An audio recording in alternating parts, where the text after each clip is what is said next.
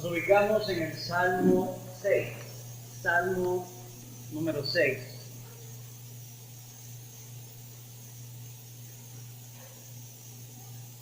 Vamos a leer completo el Salmo, dice la palabra del Señor. ¿Están ubicados? Dice: al músico principal en Mejinot sobre Seminit, Salmo de David. Jehová, no me reprendas en tu enojo, ni me castigues con tu ira. Ten misericordia de mí, oh Jehová, porque estoy enfermo. Sana, oh Jehová, porque mis huesos se estremecen. Mi alma también está muy turbada, y tú, Jehová, ¿hasta cuándo? Vuélvete, oh Jehová, libra mi alma, sálvame por tu misericordia, porque en la muerte no hay memoria de ti. En el Seol, ¿quién te alabará? Me he consumido a fuerza de gemir. Todas las noches inundo de llanto mi lecho. Riego mi cama con mis lágrimas. Mis ojos están gastados de sufrir. Se han envejecido a causa de todos mis angustiadores. Apartaos de mí, todos los hacedores de iniquidad, porque Jehová ha oído la voz de mi lloro. Jehová ha oído mi ruego, ha recibido Jehová mi oración. Se avergonzarán y se turbarán mucho todos mis enemigos. Se volverán y serán avergonzados de repente. El Salmo número 6 es el primer salmo de todo el salterio, de todo este libro de los salmos. El primer salmo que podemos llamar como penitencial. Salmo penitencial, de un penitente. Entre los salmos penitenciales tenemos 7 salmos aquí en este libro. El Salmo 6, Salmo 6 sí, que estamos estudiando, que vamos a estudiar. El Salmo 32, Salmo 38, Salmo 51, Salmo 102, 130 y 143. Esos son los que nosotros podemos clasificar como salmos penitenciales. ¿Cuáles son las características que tienen los salmos penitenciales o del penitente? Bueno, se componen con frases de peticiones al Señor motivadas con arrepentimiento, confesión de pecados, expresiones de descripción de su sufrimiento, del peligro que pueden estar corriendo. Asimismo, expresiones de confianza en el Señor en medio del sufrimiento tan grande que pueden estar teniendo. Estos salmos penitenciales se caracterizan entonces por expresiones de penas, de culpas, de reconocer su pecado, sus errores, pero también predomina, aparte de la conciencia de pecado, predomina también reconocer la misericordia de Dios. Eso es algo muy, muy importante. Cuando venimos a confesar nuestros pecados delante del Señor, no solamente debemos reconocer y dolernos no solamente por las circunstancias que podemos estar sufriendo por algún u otro pecado, sino a quien hemos ofendido, pero no olvidarnos de aquel a quien hemos ofendido es amplio para perdonar también la ofensa. Es misericordioso. Es el atributo que se realza en los salmos penitenciales.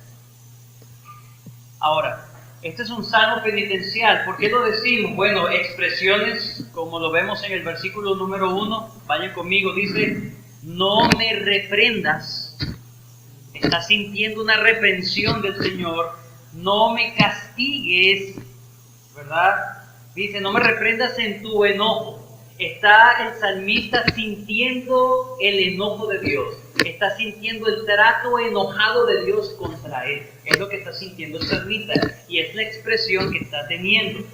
Por lo tanto, aunque está diciéndole: Señor, por favor, no me reprendas, eso nos está dando luz de que está reconociendo que él está mereciendo tal cosa, que está mereciendo tal trato.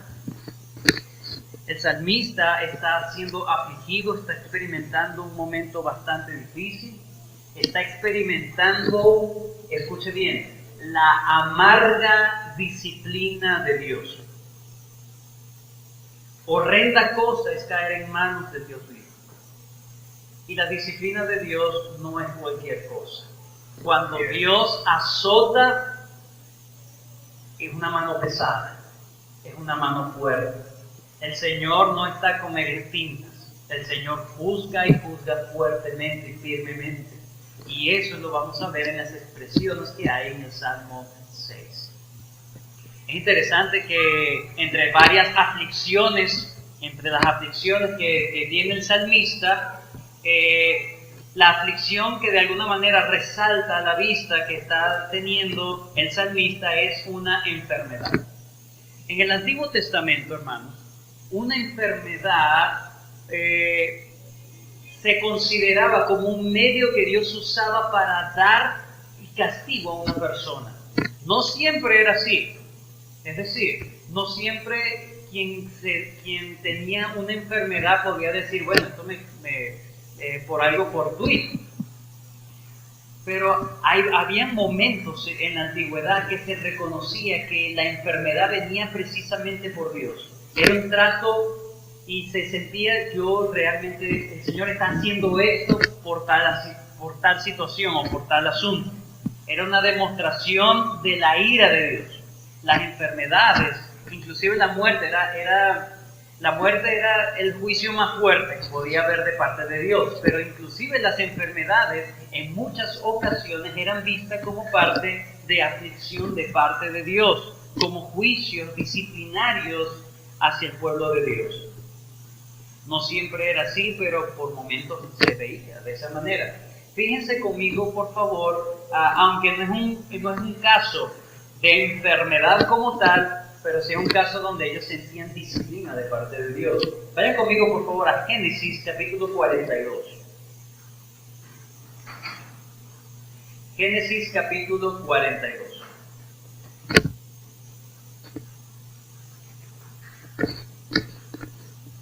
Vamos a leer los versículos 21 al 22. Los pongo un poco en contexto. He aquí los hermanos de José, después de haber vendido a su hermano José, a su hermano menor, pasan los años, José pasa todo ese proceso y llega a ser finalmente el segundo después de Faraón en poder. Empieza una hambruna fuerte en el capítulo 42 y ellos van hacia Egipto, de Canaán hacia Egipto, a buscar comida. ¿Dónde estaba José? Obviamente ellos no sabían que estaba José vivo y que José era el segundo allí, ¿verdad? Que tenían la responsabilidad del reino. Lo que nos narra el capítulo 42 es que José los reconoce, ellos no pueden reconocer a José y son acusados de espías. Son llevados a la cárcel y hay un trato ahí con ellos, con los hermanos de José. Y fíjense lo que ellos decían cuando estaban en la cárcel. Versículo 21.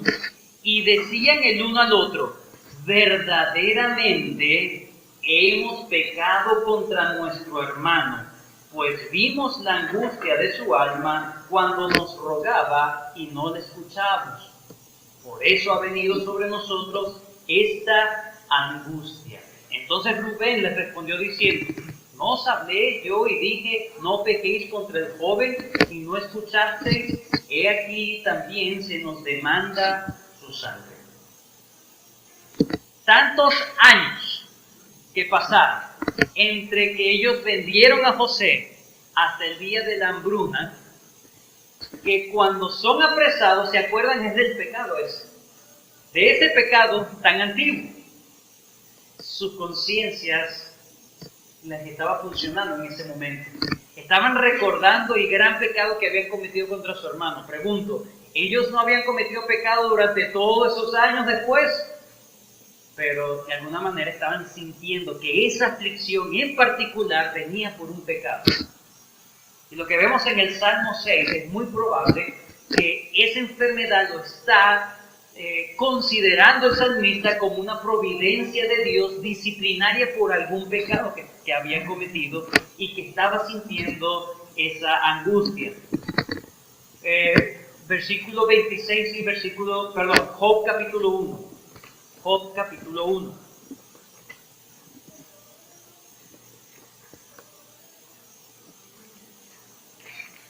¿Qué mayor ejemplo que Job, verdad? Para hablar de alguien que ha sufrido. Job capítulo 1, versículo 20 dice: entonces Job se levantó y rasgó su manto y rasuró su cabeza y se postró en tierra y adoró. Y dijo: desnudo salí del vientre de mi madre y desnudo volveré allá. Jehová dio, Jehová quitó, sea el nombre de Jehová bendito. En todo esto no pecó Job ni atribuyó a Dios despropósito alguno. En este momento Job había sido despojado de todos sus bienes y de todos sus hijos, y él dijo: bueno, Jehová dio, Jehová quitó, sea el nombre de Jehová bendito. No le atribuyó despropósito a Dios en ese sentido. Cualquiera puede decir: bueno, es que Job está bien, es un hombre piadoso, fortalecido en Dios, Dios le quitó aquellas cosas. Obviamente no estaba aferrado, pero lo que nos dice más adelante es que ya no eran cosas externas, sino que también ahora era un asunto donde se le infligió la enfermedad al propio Job. Y fíjense cómo versículo 7 del capítulo 2.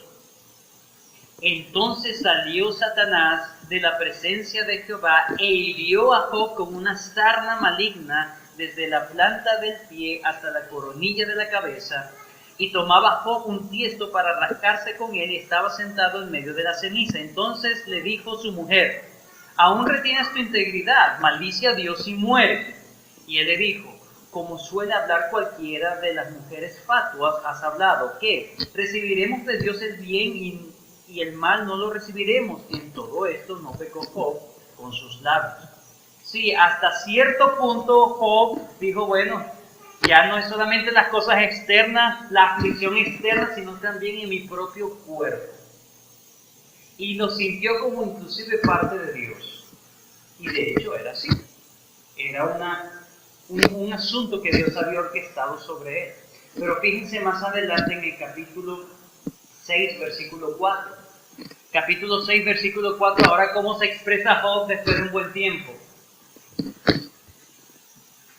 Porque las saetas del Todopoderoso están en mí, cuyo veneno bebe mi espíritu, y terrores de Dios me combaten. Ya no lo estaba viendo simplemente: bueno, Dios sabrá. Ahora estaba sintiendo en carne propia el trato duro de Dios, porque era un trato duro, definitivamente. Como vemos también en Juan capítulo 9, versículo 2, estamos haciendo la consideración cómo la gente entendía a veces el asunto de las enfermedades antiguamente. Y en Juan capítulo 9, versículo 2, cuando el Señor sana a un ciego, ¿verdad? Antes de sanarlo, la gente le pregunta: ¿quién habrá pecado, este o sus padres? Es decir, como un asunto de que era un juicio de Dios, ¿cierto? Entonces, ciertamente, cuando hay un trato providencial, un trato fuerte y duro, definitivamente la gente siempre va a pensar, o por lo general va a pensar: Dios está airado conmigo. Pero quiero clarificar esto rápidamente antes de seguir meditando en lo del Salmo 6. Martín Lutero lo declara muy magníficamente. Y él dice: Dios castiga de dos maneras. De una manera con clemencia, como un padre benigno y temporalmente, y la otra airado y como un juez severo y eternamente. Si Dios reprende a un hombre, la naturaleza es tan débil del hombre, tan débil y tan pusilánime, que no sabe si Dios lo está reprendiendo por cólera o por clemencia. Dios es tan poderoso que nuestra condición, siendo cristianos, cuando Dios ejecuta algo, su mano es pesada todavía, sigue siendo pesada. Y eso se va a sentir. Y es lo que el salmista en el Salmo 6 está sintiendo la mano poderosa de Dios en un trato muy particular. Eso es lo que dice el versículo 2. Ten misericordia de mí, oh Jehová, porque estoy enfermo. Anteriormente estaba diciendo, no me reprendas con tu enojo, no me castigues con tu ira, ten misericordia, Señor, estoy enfermo. La enfermedad era tan grave, como dice en el versículo 5, porque en la muerte no hay memoria de ti. Es decir, era una enfermedad que estaba sufriendo, que parecía que lo estaba a punto de matar. Señor, ten misericordia de mí, no me trates tan duro, tan fuerte. La aflicción definitivamente es fuerte, hermanos. Una aflicción externa es fuerte. Pero mucho más fuerte, mucho más angustioso será cuando sientes que Dios te ha dado la espalda. El versículo 4 nos dice que eso era lo que estaba sintiendo el salmista. Vuelve, oh Jehová. Retorna otra vez, oh Jehová. Me diste la espalda, Señor, es lo que está diciendo. Matthew Henry dice, la aflicción de su cuerpo será tolerable si tiene consuelo en el alma. La queja más dolorosa de Cristo en los padecimientos de la cruz fue la aflicción del alma y la falta de la sonrisa de su Padre. Eso fue lo que lo devastó al Señor Jesús. No fueron tanto los clavos, no fueron tanto los golpes, los insultos, fue que sintió la propia ira de Dios. ¿Cómo se siente la ira de Dios? Cuando sientes que Dios te ha dado la espalda. Eso es horrible. Y es lo que el salmista estaba sintiendo. No solamente la enfermedad física, sino que ahora estaba como perdiendo. Es lo que estaba sintiendo, como haber perdido el favor y la misericordia de Dios. Y por eso clama, Señor, ten misericordia y vuelve otra vez. Vamos a dividir este salmo penitencial en 3 partes. Después de haber visto, ¿verdad?, de manera bastante general el contexto interno del salmo, vamos a considerar, número 1, la invocación del salmista. ¿Quién invoca el salmista? Número 2, vamos a ver la descripción de los padecimientos del salmista. Esos son los versículos 2 al 7. Número 1, la invocación del salmista. ¿A quién invoca? Versículo número 1. Segundo, la descripción de los padecimientos del salmista, versículos 2 al 7. Y en tercer lugar, vamos a ver la proclamación de confianza del salmista. Esas son las 3 cosas que vamos a ver en esta noche en el estudio de este salmo un poquito más detallado. Vamos entonces a considerar el primero, versículo número 1. La invocación del salmista. ¿A quién acude? Y es interesante porque él está sintiendo reprensión, está sintiendo angustia, aflicción de parte de una persona y acude a esa misma persona. Jehová. Jehová. Él literalmente está besando la vara que lo está disciplinando. Literalmente. No, él no se esconde como Adán. Él no va y se esconde como Saúl. Él no es un pusilánime, este salmista. Reconoce quién lo está disciplinando y va a pedirle perdón. Reconoce la majestad de que le está dando la aflicción. El salmista sabe que solamente Dios es el que lo puede ayudar. No solamente sabe que Dios lo puede ayudar, sino que tiene la convicción, es lo más hermoso que vemos, que tiene la convicción de que se puede acercar a ese Dios, aún en medio de la aflicción, aún en medio de la reprensión tan dura, tengo la confianza de que puedo todavía ser escuchado de parte de Él, aunque sienta la ira de Dios. Como dije hace poco, la ira de Dios que estaba sintiendo en ese momento era como que Dios le había dado la espalda. Fíjense en el Salmo 27,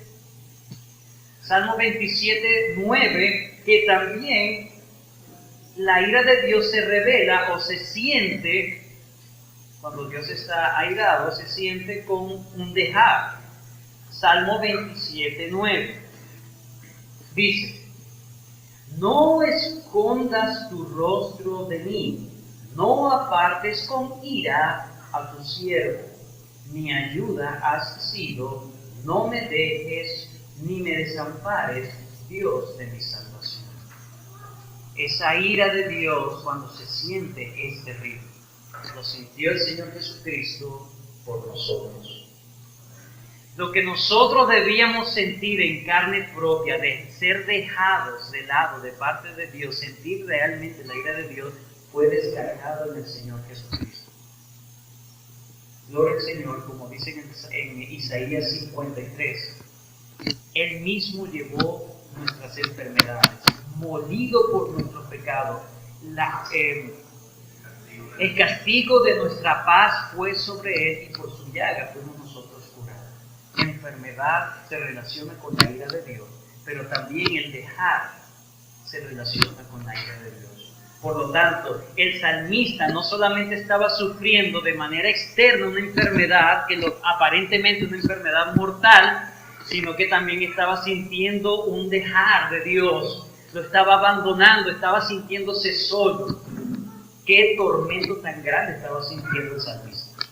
Deberíamos colocarnos en sus sandalias, por eso. Su petición, además, no se está enfocando en que Dios no deje de castigarlo. No me reprendas, pero dice, en tu enojo. Señor, yo toleraré que tú me castigues, pero no con esa ira. Es horrible sentir que estoy lejos de ti. Es horrible sentir que Dios me ha dado la espalda. No me castigues con tu ira. Él reconoce que necesita castigo, reconoce que necesita la reprensión, pero eso es una manera muy, muy dura. Cuando pecas, hermano, ¿qué es lo que más temes? ¿Las consecuencias? ¿O que sientas que Dios te ha dado la espalda? Porque el pecado puede hacer eso. La conciencia pecaminosa, la conciencia de pecado puede cargarnos tanto de que podamos sentir que Dios no está, aunque no está. Eso no te da temor para restringirte entonces del pecado. Que el Señor nos ayude a reconocer eso, que eso sea lo que realmente nos refrene a la hora de cometer algo. Que el Señor nos guarde y tengamos la conciencia, Señor, no quiero sentir jamás esa ira, esa situación. Como dijo alguien, esto se puede traducir como que corrígeme sin esa ira, castígame sin esa cólera. Como dice en Jeremías capítulo 10, versículo 24. Jeremías 10, 24.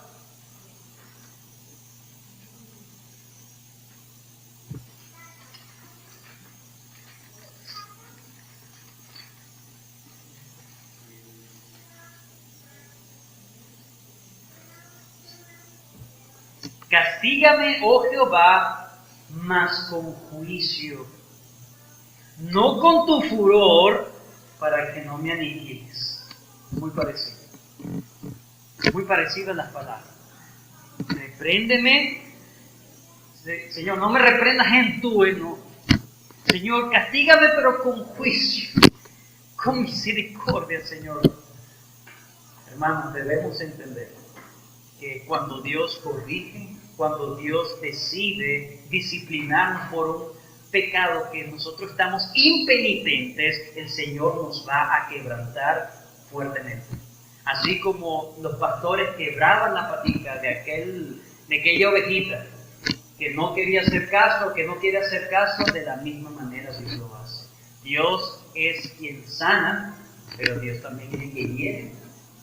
Dios es el que da la enfermedad, pero Él también sana. Dios es el que hace morir y el que hace vivir. Es Dios quien lo hace. Pero lo que podemos aprender, por ejemplo, en este versículo número 1, es que el salmista reconoce de dónde viene su aflicción, pero es la misma fuente de donde viene su salvación. Y es lo que vemos desde el versículo 12 en adelante. Él tiene la confianza no bueno, sí, me lo merezco, yo sí, no sirvo para nada. No, más bien está pidiendo clemencia de parte de Dios. La descripción de los padecimientos del salmista lo vemos desde el versículo 2 hasta el versículo 7. Vamos a leerlo. Ten misericordia de mí, oh Jehová, porque estoy enfermo. Sáname, oh Jehová.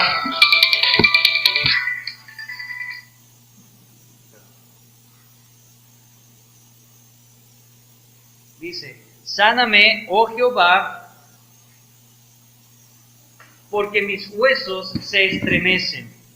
Mi alma también está muy turbada. Y tú, Jehová, ¿hasta cuándo? Esa palabra ¿hasta cuándo? Tiene que ver, Señor, ya no aguanto. Estoy llegando al punto donde ya no veo salida alguna. La misericordia de Dios es lo único que necesita el salmista y está jadeando por eso. Está clamando misericordia. Está en un punto donde ya no se puede sostener. Dice,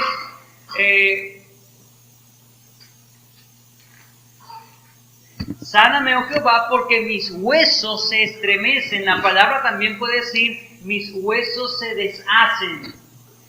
¿Qué es lo que nos mantiene el cuerpo?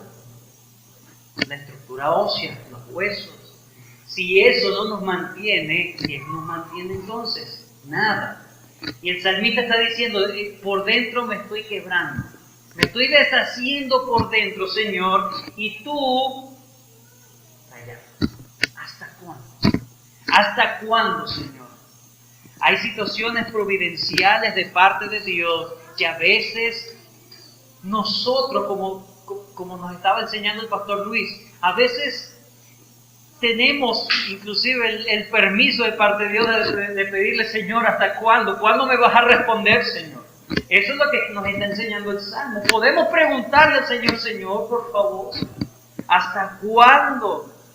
Sí, es una queja, ciertamente, pero el Señor nos está diciendo, claro, si te sientes así, exprésate. Si sientes que no puedes más, dímelo. Que ya el Señor sabe todo. Hay orgullo. No, declara que estás en bancarrota totalmente. Declara que estás ya que no aguantas la situación. Sáname, oh Jehová, porque mis huesos se estremecen. Solamente la gracia, la misericordia de Dios es lo que está buscando el salmista para volver a reponerse. Él está desconcertado, está desordenado en su mente, sus huesos están como descoyuntados, está desalentado, está totalmente espantado en su ánimo. Él necesita fuerzas, pero la única manera para adquirir las fuerzas nos lo dice Él mismo. Vuélvete, oh Jehová, libra mi alma, sálvame por tu misericordia. Sálvame por tu misericordia. Estoy humillado, Señor. Un corazón contrito y humillado no desprecia al Señor. Estas expresiones son, Señor, mis huesos están deshechos. Estoy quebrantado, estoy humillado. Hermanos, cuando nosotros sentimos una necesidad real y genuina, debemos sentir algo así. De que el Señor no nos responde y sabemos que es lo que necesitamos. Señor, necesito tu misericordia, necesito tu gracia. Porque no me responde, ¿hasta cuándo vas a quedar así en silencio? Es un grito de desesperación. Así como dice Archibald Simpson, dijo, el mendigo echado muestra sus llagas a la vista del mundo para moverlos a compasión. Así deploremos nuestras desgracias ante Dios para que Él, como el compasivo samaritano a la vista de nuestras heridas, pueda ayudarnos en su debido tiempo. Que tú realmente te muestres delante de Dios, Señor, aquí aquí estoy tal como soy. Pide que el Señor lo vuelva. No hay otra salida. Señor, por favor, le está diciendo, arrepiéntete. Vuélvete. La palabra vuélvete allí es, Señor, cambia de parecer. Vuélvete. Cambia esta situación. Cambia el panorama según tu compasión, Señor. Ya, es un punto donde está a punto de perder la vida y solamente Dios lo puede guardar. El sufrimiento también puede ser no solamente todas estas cosas, sino también la persecución de otras personas. Fíjense, hemos hablado de los sufrimientos. Descripción de los sufrimientos. Número 1, una enfermedad física. Número 2, un sentimiento de culpa que sabe que lo está alejando de Dios. Siente que no hay trato de Dios favorable o amable. Pero en tercer lugar, versículo 8. Apartaos de mí todos los que hacedores de iniquidad. Versículo 10. Se avergonzarán y se turbarán mucho todos mis. Aparentemente la situación de enfermedad y de angustia que estaba sufriendo el salmista lo estaban aprovechando sus enemigos. Y es muy, muy interesante, hermanos, que esta frase fue la que usó el Señor Jesucristo cuando en Mateo dijo, en aquel día les declararé, y usa esta misma frase, hermanos, apartaos de mí, hacedores de maldad, hacedores de iniquidad. Ahora yo les pregunto, el Señor Jesucristo anteriormente cuando dice, apartaos de mí, hacedores de maldad, ¿a quién se estaba refiriendo?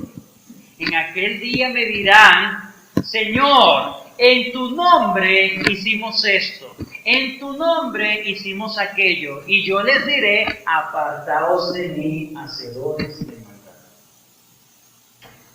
Nunca os conocí, hacedores de maldad.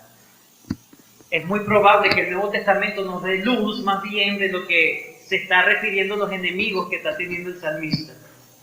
Como aprendimos el miércoles pasado, aparentemente eran personas piadosas, eran personas religiosas, mejor dicho, eran personas que en la apariencia estaban demostrando piedad, pero realmente eran unos hacedores de maldad. Eran unos hipócritas los que estaban allí en contra del propio salmista. Es interesante que a veces los enemigos no se levantan de afuera, sino que a veces internamente en la misma congregación se levanta la oposición. Y el salmista está sintiendo enfermedad física, estaba sintiendo ira de Dios, de parte de Dios, y estaba sintiendo también que los enemigos, aquellos hipócritas que realmente no amaban a Dios, estaban burlándose de él y estaban aparentemente gozándose de su situación precaria.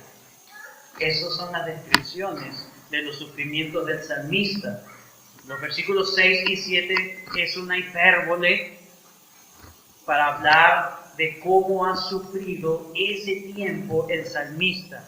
Me he consumido a fuerza de gemir. Todas las noches inundo de llanto mi lecho. Riego mi cama con mis lágrimas. Obviamente no es literal, sino de manera hiperbólica. Es una manera para declarar su aflicción tan grande. Y bueno, y no es para menos.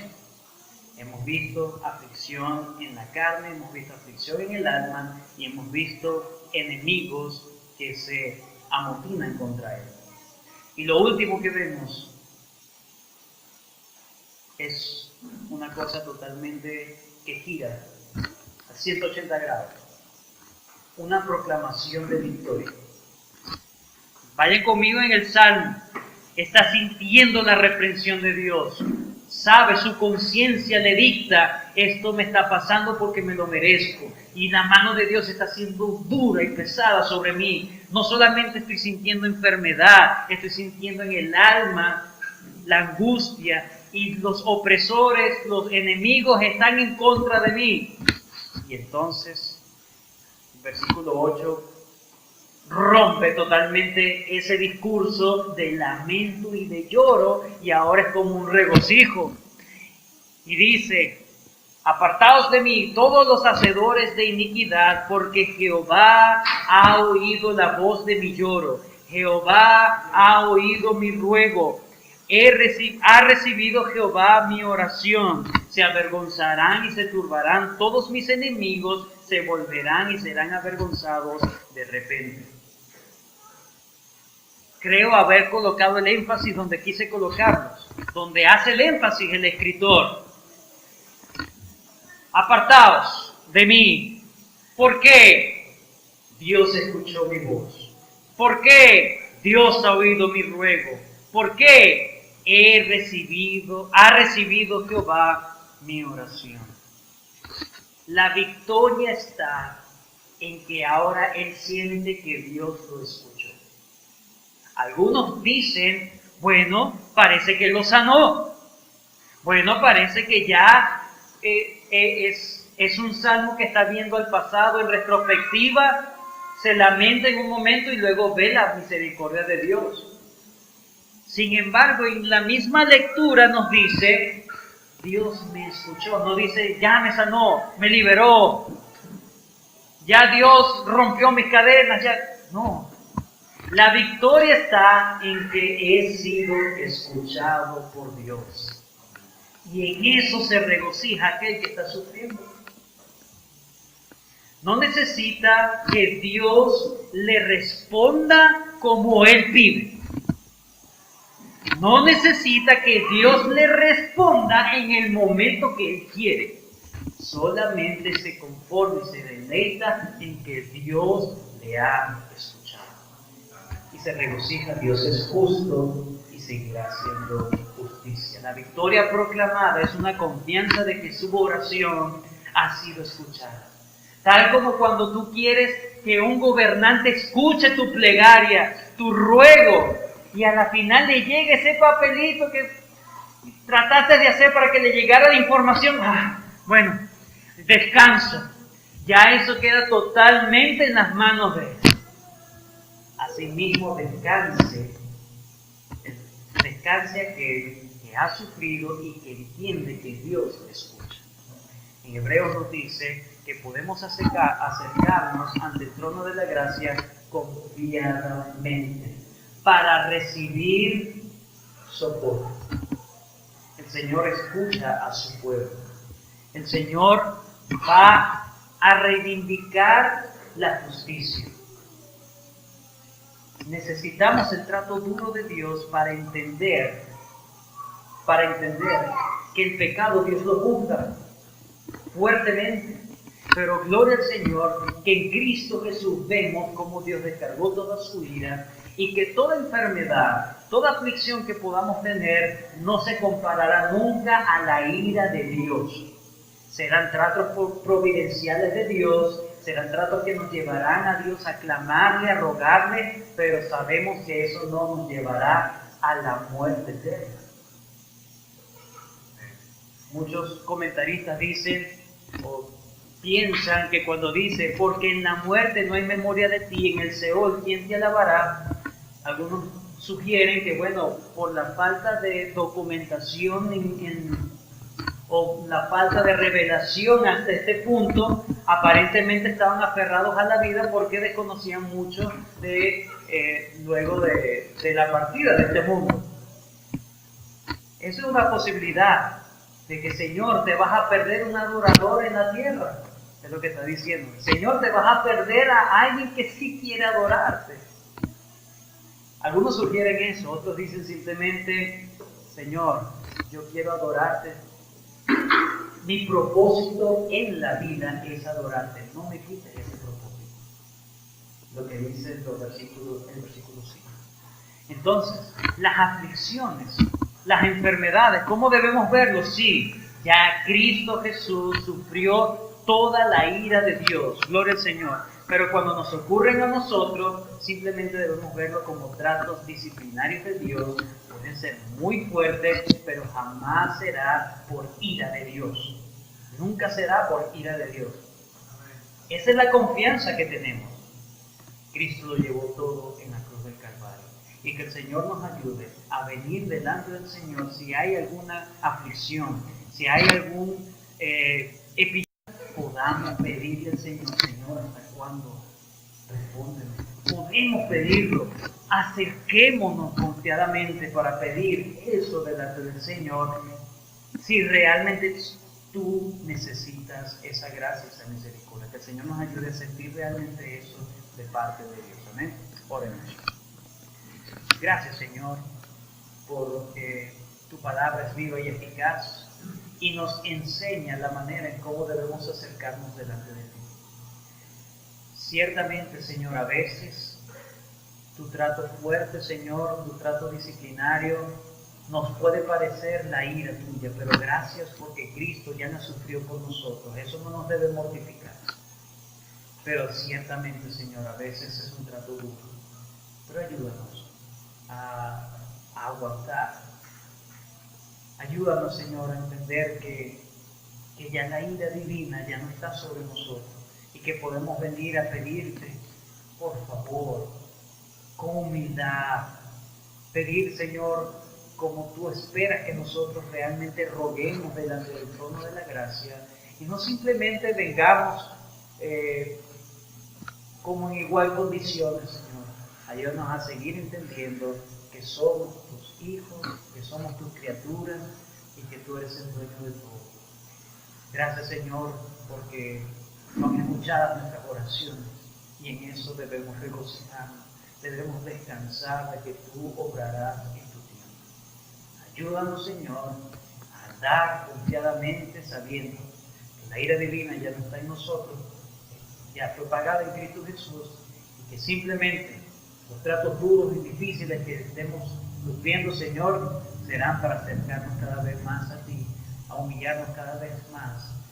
Y, Señor, ayúdanos a saber que nuestro propósito en la vida, Señor, es la adoración y la gloria. En el nombre de Cristo.